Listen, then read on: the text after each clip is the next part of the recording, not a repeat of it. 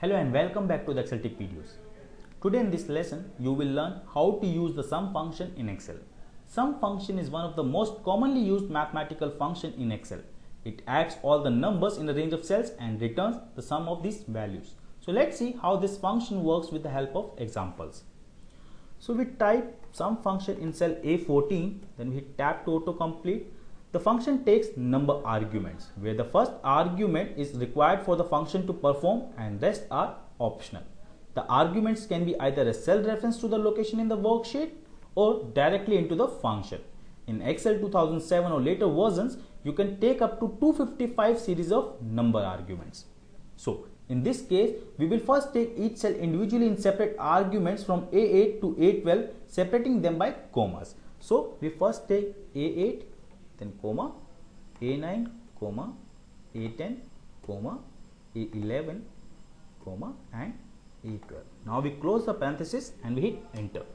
It summed up all the numbers from the arguments and returned 27 as sum of these values. You can also take the continuous range in the argument instead of taking them separately. So we clear all the arguments and we select the range from A8 to A12 and we hit enter, and the function returned the same result 27 as sum of these values.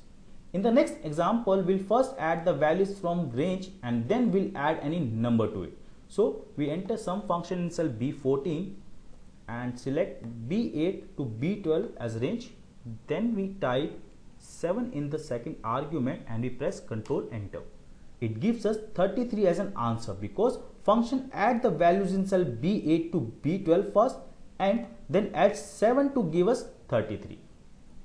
You can also select the multiple range in the function. So let's say first we select A8 to A12, comma, B8 to B12, comma, and C8 to C12.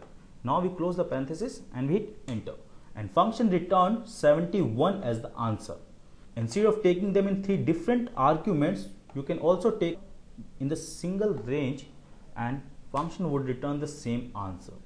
Now move to D14 and type sum function and hit tab to autocomplete the function. Now we take D8 in the first argument, then we enter 8 in double quotes in the second argument, in comma. In the third argument we enter 12, which is a number, and then in the fourth argument we type true, a logical value, and now we close the parenthesis. Now before we hit enter, as you can see, the first and the third argument both seems to be correct, whereas the second and the fourth argument seems to be incorrect. Okay, let's see what happens next. So we hit enter and the function returned 26. But how? Let's understand. So first it takes 5, which is in D8, then the next value is 8, which automatically translated into a number by Excel. Then it looked for 12, which is a number only, and then in last it translated the logical value true to 1 and summed up all the numbers, and the function returned 26 as an answer. But what if we have a text value and logical value in the range of cells? So we select D8 to D12, where D9 is referred as a text value and D11 has logical value.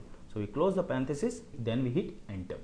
The moment we hit enter, function returns 16, which does not seem to be the correct answer, as the correct answer should be 19. It is because text representation and logical values are handled differently depending on whether they are stored in the range or entered directly to the function.